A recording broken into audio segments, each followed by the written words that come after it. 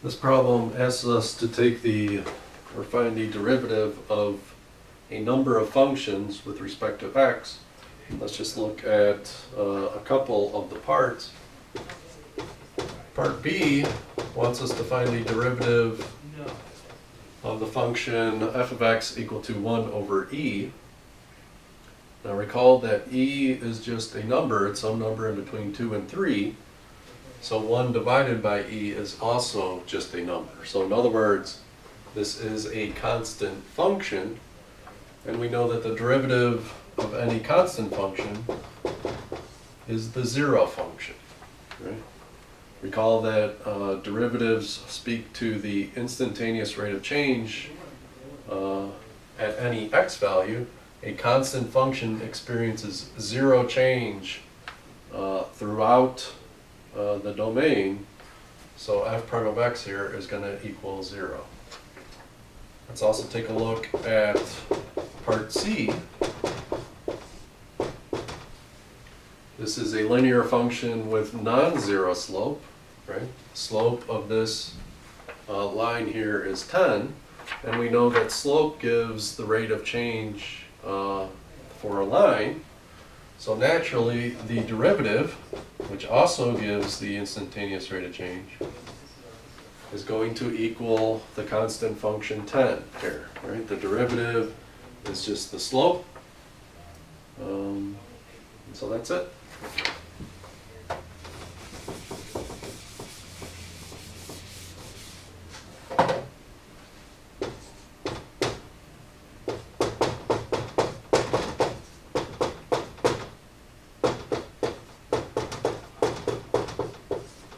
Now, the previous two examples, we could have thought our way through those derivatives just using the power rule. Here is definitely an instance where we are going to use that rule to find the derivative of this function. We're just going to find the derivative of each term. Right? The derivative of 3x to the fourth, we multiply 3 by the power to get 12, and then subtract 1 from the power. So the derivative of 3x to the fourth is 12x cubed. The derivative of the next term is 5 times 12, which is 60. So we have negative 60x, and subtract 1 from the power. And the derivative of the constant term, of course, is going to be 0. So this is the derivative for part D.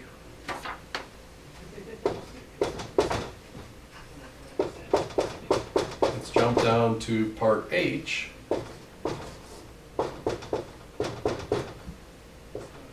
Part H, we have the cubed root of x squared plus 1.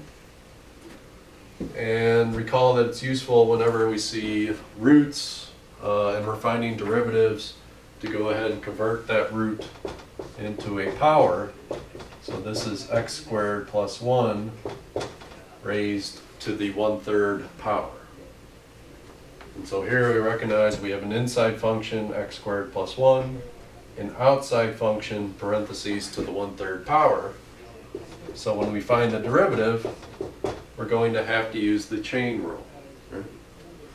So to find this derivative, we take the derivative of the outside, which is 1/3, parentheses, subtract 1 from 1/3 to get a power of negative 2/3. Leave the inside alone, and then chain on the derivative of the inside. The derivative of the inside here is just going to be 2x.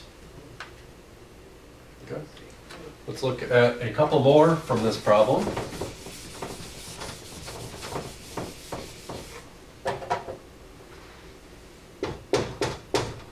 Part I.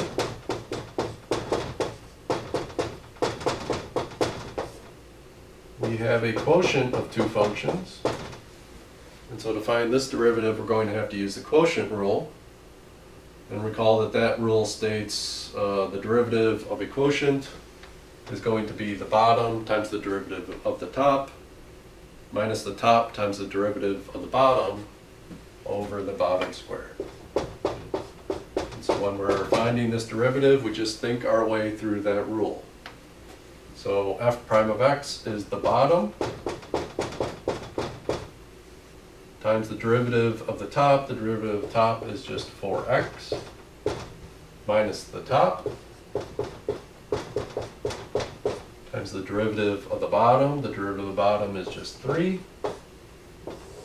all over the bottom square. Okay. And again, we do not need to simplify, so we're done with part I. The last one from this problem that I want to look at is part J.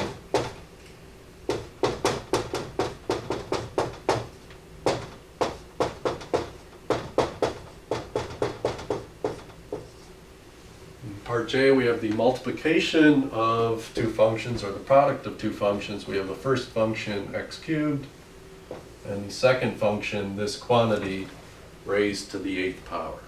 So the big structure here is a product of two functions.